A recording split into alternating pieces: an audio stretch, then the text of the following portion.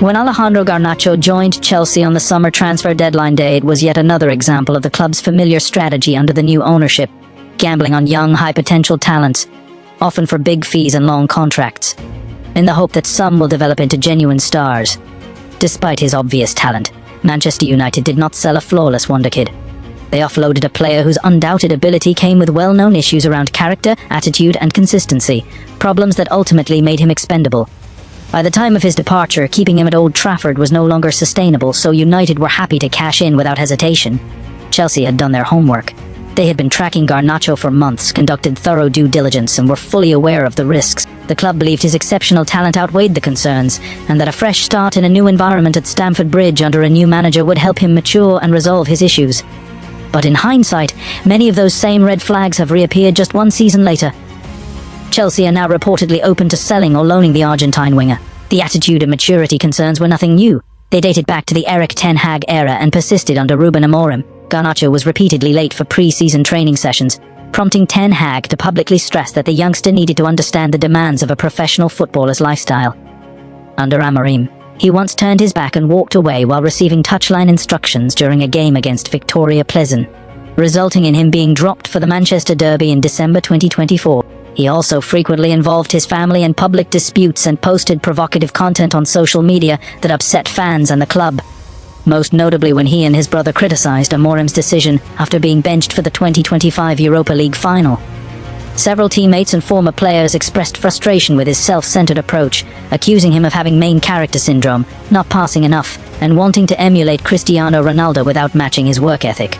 Bruno Fernandes publicly warned him about his attitude early on, while senior players were reportedly unimpressed with his mentality. Former Manchester United coach Nicky Butt went as far as describing Garnacho's attitude as a disgrace, and said he was above his station.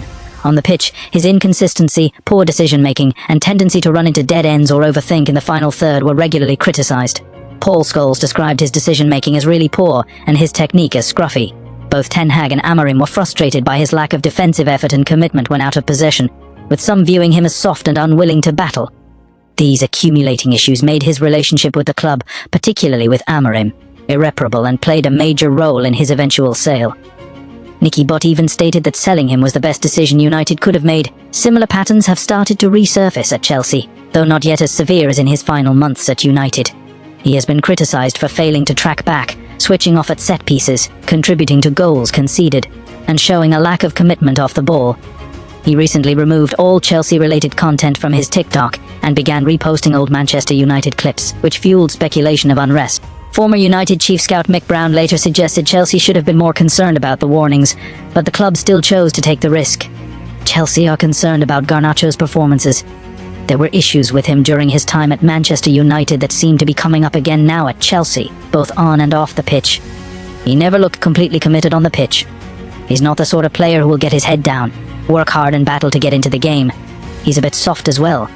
He goes to ground very easily and rolls around trying to win fouls, but opponents and referees have cottoned onto that now, so he often doesn't get the decision. And in the final third, he's wasteful. He's not giving anywhere near the end product you would hope for from a player who was bought for £40 million. These attitude issues, coupled with his limited playing time, have also affected him internationally. He has not been receiving call-ups to the Argentina national team, prompting former Argentina legend Oscar Ruggeri to publicly urge him to tone down the arrogance and stop being so full of himself. He's no better than anyone else. You're a football player. Enjoy it, but you shouldn't be so full of yourself. It's pointless because you miss out on so much. Someone has to bring him down to earth, Ruggeri said. If he comes back down to earth, they'll call him up again because he's phenomenal on the pitch.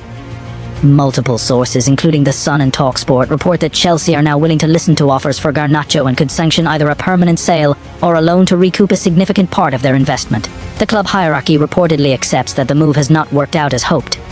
Manchester United, meanwhile, are pleased to have moved him on and stand to benefit from a 10% sell-on clause if Chelsea manage to sell him again.